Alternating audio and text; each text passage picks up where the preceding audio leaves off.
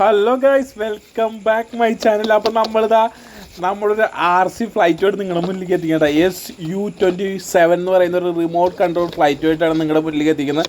ഇത് കുറേ വീഡിയോസൊക്കെ വന്നിട്ടുണ്ട്. അപ്പോൾ ഇതിൻ്റെ പശ്ചാത്തലത്തിലാണ് നമ്മൾ ഈ സാധനം ഓൺലൈൻ വഴി ഓർഡർ ചെയ്തിട്ടുള്ളത്. സംഭവം ഒരു അടിപൊളി ഫ്ലൈറ്റാണ് കേട്ടോ. സംഭവം ലോ വെയിറ്റ് ആണ്, അതായത് തെർമോക്കോളിലൊക്കെയാണ് ഇത് നിർമ്മിച്ചിരിക്കുന്നതെന്ന് തോന്നുന്നുണ്ട് കേട്ടോ. കാരണം അത്ര വെയിറ്റ് കുറവാണിത്. അപ്പോൾ ഇതെങ്ങനെയാണ് ഓടിക്കേണ്ട കാര്യങ്ങൾ, ഇതിൻ്റെ ബോക്സിൽ എന്തൊക്കെയാണ് ഉള്ളതെന്ന് നമുക്ക് നോക്കി നോക്കാം. നമ്മുടെ ഇതിൽ നമുക്കൊരു റിമോട്ട് കൺട്രോൾ വരുന്നുണ്ട്, നമ്മുടെ ഫ്ലൈറ്റ് കൺട്രോൾ ചെയ്യാൻ റിമോട്ട് കൺട്രോൾ വരുന്നുണ്ട്. അതുപോലെ തന്നെ നമുക്കിതിലൊരു ചാർജിങ് പോയിന്റ് വരുന്നുണ്ട്. അതുപോലെ തന്നെ ഒരു ബാറ്ററി വരുന്നുണ്ട്.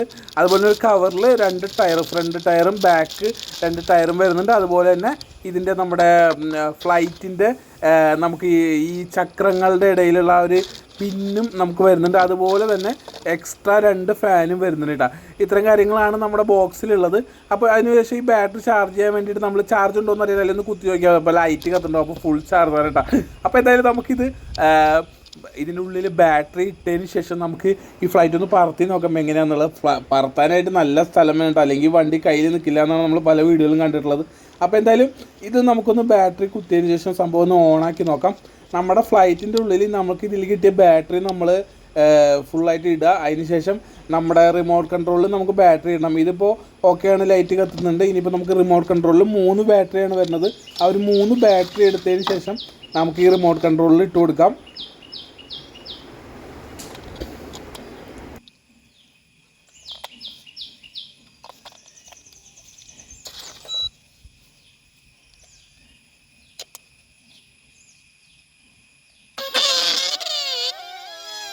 അങ്ങനെ നമ്മൾ റിമോട്ട് കൺട്രോളിൽ നമ്മുടെ ബാറ്ററി ഇട്ടിട്ടുണ്ട്. ഇനിയിപ്പോൾ ജസ്റ്റ് ഒന്ന് ഓണാക്കുന്നത് നല്ല ഫാസ്റ്റിലാണ് ഇത് ഓണായി വന്നിട്ടുള്ളത്. ഇനി നമുക്ക് ഈ സാധനം ഒന്ന് പറത്തി നോക്കാം. നമുക്ക് പറത്താനായിട്ട് നല്ല അത്യാവശ്യം സ്ഥലം വേണ്ട, ജസ്റ്റ് നമുക്ക് മുകളിലേക്ക് പറത്താം. ആ പോണെങ്കിൽ എൻ്റെ പൊന്ന്, ഒരു രക്ഷയില്ലാത്ത സ്പീഡിലാണ് ആ സാധനം പോയത്. നമ്മുടെ കയ്യിൽ നിൽക്കുന്നില്ല, അത്ര സ്പീഡിൽ. നമ്മുടെ ക്യാമറയിൽ പോലും സാധനം കിട്ടിയിട്ടില്ല, കാരണം അത്ര സ്പീഡിൽ പോയി. ഇനിയിപ്പോൾ നമുക്ക് രണ്ടാമത്തെ ഒരു ട്രൈയും കൂടി ചെയ്ത് നോക്കാം.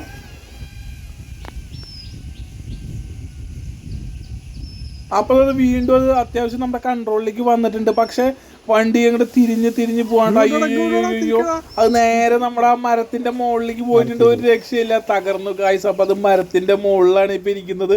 ഇതാ കണ്ട, ഫ്ലൈറ്റ് നമ്മുടെ ഏറ്റവും വലിയ മരത്തിന്റെ മുകളിലാണ്. ഇത് നമുക്ക് താഴേക്ക് ഇറക്കണം. നമ്മളത് അതിൻ്റെ ഫാനൊന്ന് ഓൺ ചെയ്ത് കഴിഞ്ഞാൽ ചിലപ്പോൾ അത് നിലത്തേക്ക് പോരും. നമ്മളത് ഓണാക്കാൻ പോകാൻ കേട്ടോ. ഓണാക്കിയിട്ട് എങ്ങനെയാണെന്ന് നോക്കി നോക്കാം. അത് നമുക്ക് തിരിച്ച് കിട്ടണം. നല്ല വിലയുള്ള ഒരു ഫ്ലൈറ്റാണ്. അതാവും നമ്മളൊന്ന് ഓണാക്കി നോക്കിയിട്ടുണ്ട്.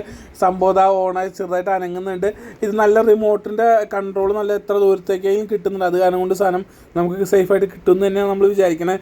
അങ്ങനെ നമ്മുടെ ഫ്ലൈറ്റ് ആ നിലത്തേക്ക് വീണ്ടും ഒരു രക്ഷപ്പെട്ടു. നമുക്ക് അടുത്തായിട്ട് ഒന്നും കൂടെ പറത്തി നോക്കാം. ഇതാ നമ്മുടെ ഫ്ലൈറ്റ് പറന്ന് പോകണം. കയ്യിൽ നിൽക്കാൻ ഇത്തിരി ബുദ്ധിമുട്ടാണ്, കാരണം ഒന്ന് കൺട്രോൾ ചെയ്ത് പഠിച്ചതിന് ശേഷം മാത്രമേ ഇത് ഓടിക്കാൻ പറ്റൂ. അല്ലെങ്കിൽ ഫ്ലൈറ്റ് കൈവിട്ട് പോകുന്നുള്ളതിന് ഒരു സംശയമില്ല, കാരണം അത്രയ്ക്കധികം പവറാണ് ഇതിനുള്ളത്. ലോ വെയിറ്റ് ആയ കാരണം കാറ്റിൻ്റെ ദിശയനുസരിച്ച് നമ്മുടെ കയ്യിൽ നിൽക്കാൻ ഭയങ്കര സാധ്യത കുറവാണ്. ഇതായിപ്പോൾ ഇടിച്ച് വീണ്ടും അത് നമ്മൾക്ക് ഓടിക്കാൻ അറിയാത്ത കാരണം കൊണ്ടാണ് ഗൈസ്. അപ്പോൾ എന്തായാലും നമുക്ക് വീണ്ടും ഇതൊന്ന് പറത്തി വെക്കാം. ഒരുവിധം ഇപ്പോൾ നമ്മുടെ കയ്യിലേക്ക് ഫ്ലൈറ്റ് നിന്നിട്ടുണ്ട്. വീണ്ടും എന്നാലും കയ്യിൽ നിന്ന് പോകുന്നുണ്ട് ഗൈസ്. അപ്പോൾ എന്തായാലും ഇത് നല്ല രീതിയിൽ ഓടിക്കാൻ പഠിച്ചാൽ മാത്രമേ ഇത് നമുക്ക് പറത്താൻ സാധിക്കുള്ളൂ. വീണ്ടും നമ്മുടെ കയ്യിലേക്ക് ഒരുവിധം കൺട്രോളായി വന്നിട്ടുണ്ട്.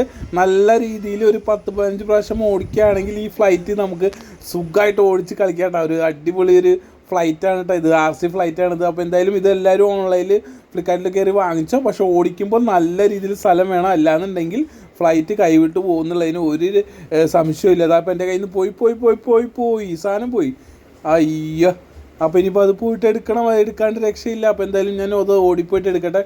അപ്പോൾ എന്തായാലും നമ്മുടെ മല്ലു ടോയ് TV എന്ന ചാനൽ എല്ലാവരും സബ്സ്ക്രൈബ് ചെയ്യുക. ഇതുപോലത്തുള്ള ടോയ്സുകളായിട്ട് നമ്മൾ കൂടുതലായിട്ട് വരുന്നതായിരിക്കും. നമുക്ക് വീണ്ടും ഒന്ന് പറത്തി വെക്കാം. നിലത്തേക്ക് വീണു.